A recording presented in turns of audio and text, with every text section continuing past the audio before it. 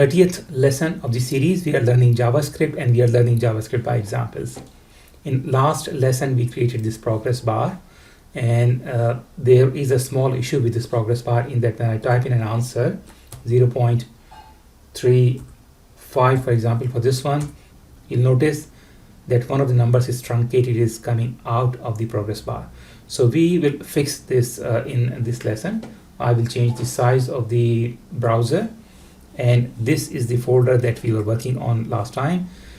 This is the HTML document that we created, and I have made a copy of this, grid 16. I will right mouse click and open it with my text editor, and we now have text editor and the browser side by side.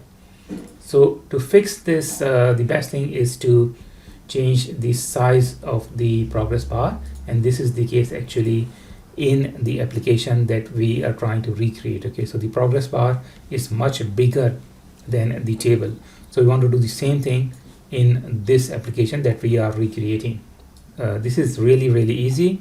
So I will go to my CSS properties of background bar, which is this gray bar, and I will change the size of the bar to 500 pixels. I will save it, refresh it.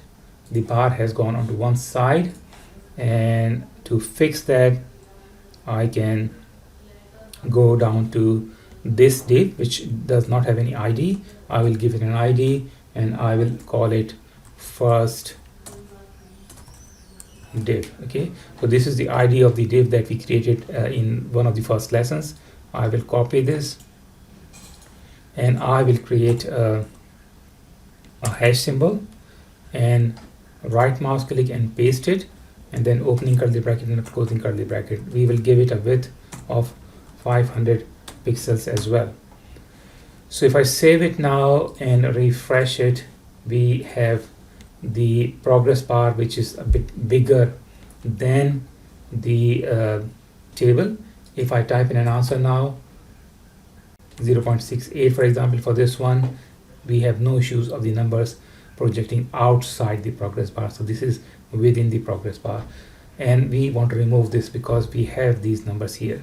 So I will go back to the browser.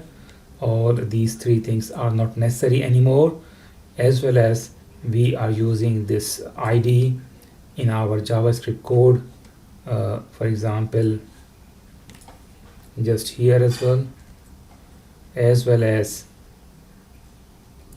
let me check to see if this is being used somewhere else.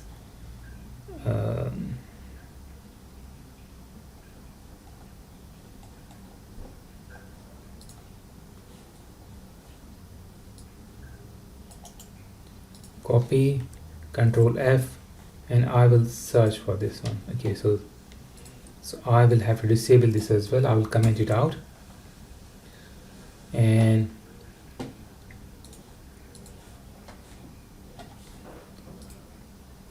okay, so that is already commented out, and that's it. So that should fix our issue. Save it and make it bigger and refresh it. That thing still needs to be fixed,